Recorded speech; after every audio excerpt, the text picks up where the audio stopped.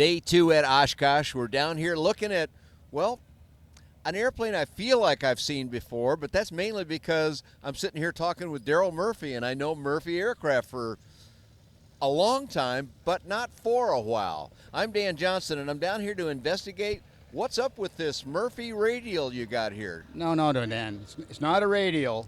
It's a radical.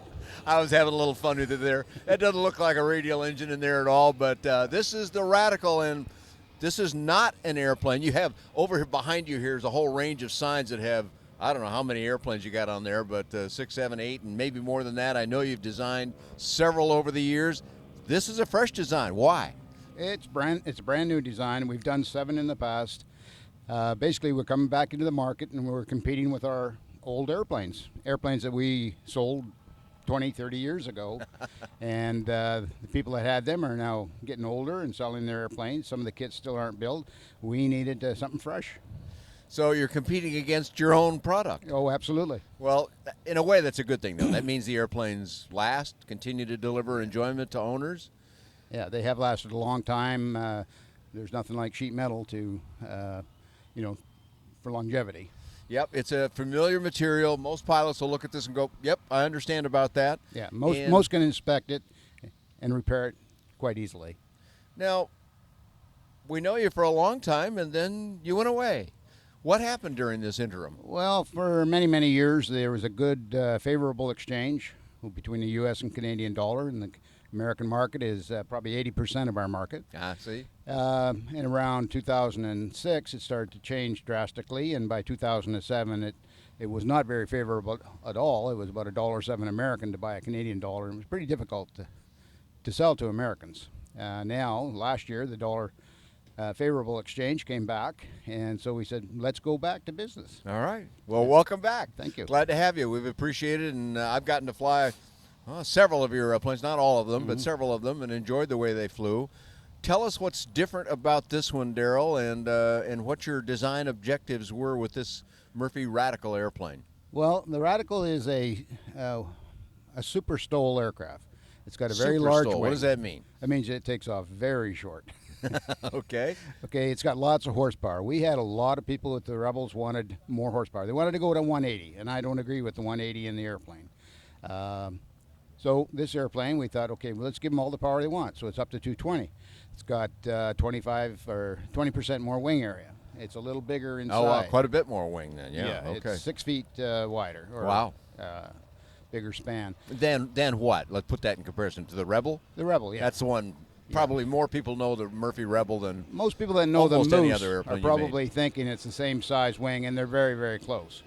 Now, this airplane is the accumulation of all the good ideas we had over 32 years of designing. All right. And we tried to incorporate all the things that we could that we always knew we wanted to change, but you can't do it on every aircraft. We incorporated all these things, and at the same time tried to make it easier to build. Give me a couple examples of things you added that you always wanted to but didn't, and now you have on the Radical. Well, just a couple examples. I'll give you one good example. This sill that we have right here. Okay. That used to be made from 5 parts. It is now 1 part. Ah, okay. Now this is good for a builder because it's just less parts to deal with, right? Absolutely. The bulkheads, fuselage bulkheads, used to be made from sections, and there would be 4 per bulkhead. There would be 7 bulkheads, so there would be 28 sections. Now they're single piece, one part. Oh, wow. So we're down to 7 parts, bulkheads. And part of that is that we've keep it close.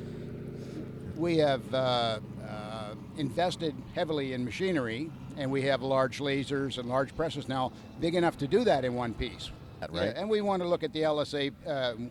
We've already hired a young engineer to help us get that through the process. And so let's put this again in more perspective. This airplane now, this is not an LSA now. First of all, it's a kit today. Yes, and are you going to remain a kit supplier, or will you do ready to fly? We are going to do ready to fly. You are going to do ready to fly. We've already working on that. In fact, there's brochures today on that.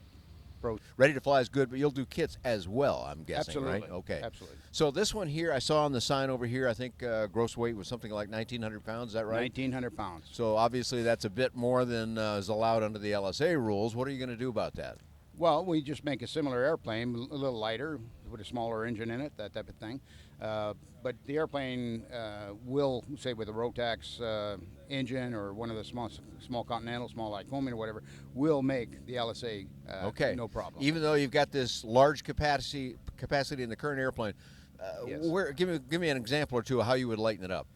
Well, for example, it's 032. Ah, okay. The original Rebel is only 020. Oh, okay. Okay, so we know we can reduce it somewhat. That's why we're allowed to put the 220 in the front now. Okay, 220 horse. So we can go back to 020. We can make the landing gear obviously a lot lighter than this landing gear. Okay. The struts, we can use lighter struts, thinner skins on the wings. There's a lot of areas. These wheels and brakes are great for a 3,500-pound airplane. We don't need those on a 1,300 Yeah, pound sure, LSA. right. So there's all these things that we can do to lighten her up. Okay, now that's not redesigning the airplane though. That's some. I mean, you probably do this. Everybody does anymore. All CAD-based system, That's is right. it? So changing those kinds of things is relatively easy, Very is it? easy. Okay, all right. And Just you've do got the all the calculation. equipment to do it, of course, to Absolutely. form the metal. You don't have to send all these things out to a shop somewhere.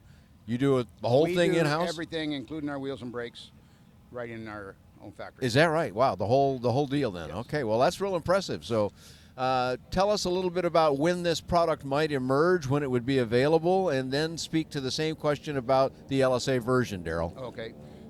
We had hoped to have flown this year, but as we started doing more and more design, I kept wanting to change things. And I so know things about you slowed engineer down. types. You're never done, but Yeah. you got to stop But sometimes. this airplane will fly probably mid-September. Okay, all realistically. right. You're that close then. Yeah, we are. Here we are in late July, so mid-September is right around the corner, really. That's time correct. you get home, you're going to have to hustle to get that done. But okay, so then when would the LSA model We're probably follow? looking next spring, late spring. Okay, well, not so far out then. We're And- actually working on that airplane at our shop right now. Okay, you're underway with it now then. Absolutely. Okay, so people can look forward to that, and we'll have an update later on and Yeah. find out when that's actually flying and some things like that. Talk to me a little bit about what the build project is on this one, or the lighter kit version of it, or whatever. I don't need specifics, but give me some idea about what a builder could expect from the airplane. Well, the best part is that because we have the lasers and the CNC lasers and the CNC punching machines, we do a lot of prefab to the parts. The parts are, in most cases, ready to install. This is the matched hole concept It has the matched holes. that people are used to, where you don't need Absolutely. jigging tables and so That's forth. correct. Okay. And other parts where, like even all the gussets that are required in an airplane, they're all on a single plate, and you twist them off like you do a model airplane. Oh, okay. You deburr the little area and stick it on. All okay, right. so the customer doesn't waste his time deburring things. In the Rebel, for example, or an older airplane, it would take 40 hours to build the floor. This airplane is a Clico together floor. Okay, you can put the whole floor together without drilling a hole. Oh, wow. So- And so how much would that reduce that 40 hours?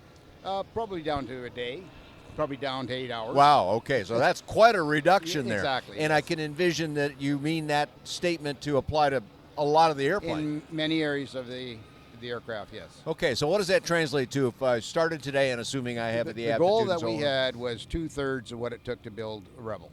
Okay, 66%. really? Okay, so at the you've time. knocked it down by a third then. Yes. That's pretty significant. Now, And that's through some of that, what you said earlier about the number of parts to do a given area. that's correct. By reducing that, you Yeah. cut the build time a lot. A good Okay. example of that would be our flaps or ailerons. Let's talk about a flap. There are 19 pieces in a flap, not counting the ribs, or including the ribs. And excuse me, that's just in the spar, 19 pieces. Okay. With the gussets. With the laser, we've been able to reduce that down to one part. Oh, wow. So there's 19 little gussets you don't have to make. So the magic of the right machinery That's is right. really showing itself in Absolutely. in your new. Is that why it's radical? Its performance is going to be radical. Okay. So touch a little bit on what you expect. Now we know it hasn't flown yet, folks. So we'll find out what the exact numbers are later. But give Well- us some of the highlights of what you expect the airplane to perform. Well, with the 220 horse or even 205, which is going to have this, Which engine? we're is that? putting in a Titan 370. Oh, okay. Okay, From two- the same company you're going to use for the light sport then. Oh, probably. Yeah. Okay. Yeah. All right. It is a 205 horsepower 370, and We expect very good performance out of it. People that are familiar with the Rebel know that it performs very well. Well, this one has, even though it's got 20% more wing area, it has about 28 to 29% more lift. Okay. And it's a much more streamlined airplane. Again, people that are familiar with the Rebel will look at it and say, that's more streamlined than it was before, that type of thing. So we expect quite a bit of performance increase. I'm expecting about a cruise of about 130 miles an hour. 130, okay. Okay. And you talked about Super Stol. What kind of takeoff roll do you think you're going to have in the configuration you just described? If you're flying solo, I'm pretty sure it's going to be in the 50 to 60 feet. For an airplane this size, that's mighty short. How much will that change on an LSA with, well, of course, the airplane will be lighter, so even though you'll have less power. That's correct. How much power, what engine are you planning for the LSA? We're looking very closely at the 915 Rotax, Okay. which isn't even available yet. No, but by the time you get ready, that may be very correct. close. So that's 135 horsepower, That's we know. correct. And so how would the LSA performance with that engine, roughly speaking, compare to this one with a 205 I Titan? expect we would still be under 100 feet flying solo. All right, so still very super on the Stol part. Absolutely. All right, cool. Well, a lot of good information for us, Daryl. Anything else you'd like to add about the airplane that I maybe didn't think to ask? No, we got a couple unusual things with the airplane. You probably saw the bikes hanging from it. Yes, right. I'm an avid biker, and I thought it was a cool idea when somebody showed me a picture of somebody down in Australia or something that had a bike on his airplane. I thought, we can do that. Well, not only a bike on the airplane, two. You got one on each side here. I do. Well, you and got they're to just balance kind it of out. dangling down here from the bottom of the wing, but that all stays put while you go flying around? It will. I'm not worried about that. But the rack that it's on is also going to carry a cargo pod eventually. Ah, okay, all right. And extra fuel tanks. Well, you're keeping with your old Murphy tradition here. Yeah. There's always another little trick around the corner. Is that right? You got to do that. I mean, we've been in the business a long time. You have. And by coming up with different things, that's what keeps you there. Well, we're glad you're back, Daryl. Tell us how we can find you on the web so we can get more information, and Dave will put it up on the screen for us. A new website went up yesterday, and I haven't seen it yet, so I can't even tell you how good it is. So, but it's pretty fresh stuff, folks. Go look. Here you are. What's the address? Just put in murphyair.com. Murphyair.com, okay. And it should show up, and it's kind of scary you guys seeing it before I do. Well, we'll check it out, and maybe some of our viewers will. It'll be a little while before we can get this all edited and up, of course, so there's probably time for you to check it out. But we appreciate that. It's been some years since I did any flying and reporting on Murphy aircraft, but some of that's available on bydanjohnson.com, along with a lot of other affordable aviation. Thanks so much for joining Daryl Murphy and myself here at Oshkosh, and welcome back, Daryl. Thank you, Dan.